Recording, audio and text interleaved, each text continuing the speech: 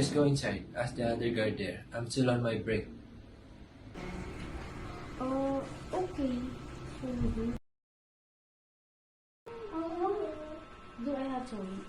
I've been here for a while, and looks like your number is not moving. What is your number, Mom?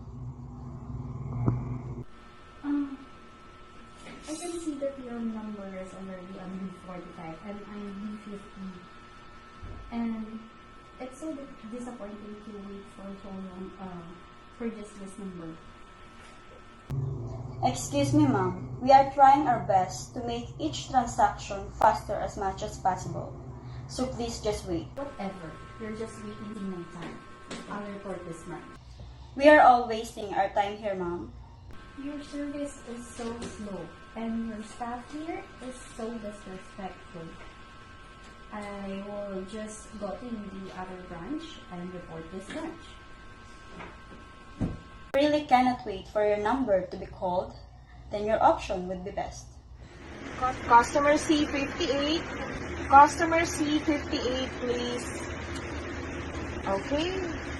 Seems like C58 is not around. So let's proceed on C59. Customer C59.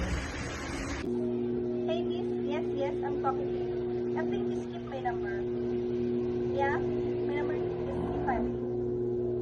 55. Ma'am, I'm calling your number earlier for 5 times, but you're not here. Be mad if your number was skipped. My God, I've been waiting for so long. My God. Excuse me, ma'am. It is not allowed to cause any scandal here. We were disturbing the other customer. What? I'm also a customer here. I'm just asking my transaction. Yes, ma'am. But your voice is heard by everyone. Yes, please sit down first. The teller will call your number again. Let me finish my transaction with customer C59 and we'll proceed on your transaction. Yeah, whatever, okay? Just make it fast.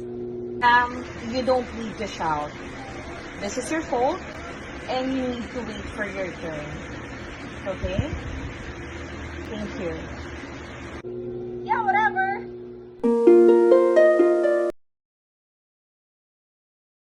Hello, madam. Good afternoon.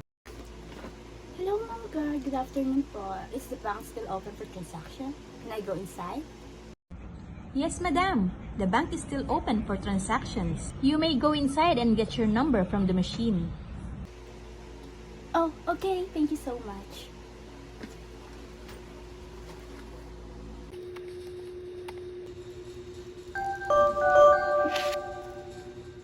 Calling number C11. Please proceed now to the window 1. Then, calling number C11, you can now proceed to the window 1. Hello, sorry, miss. Did you call number C11? Yes, ma'am. Are you number C11?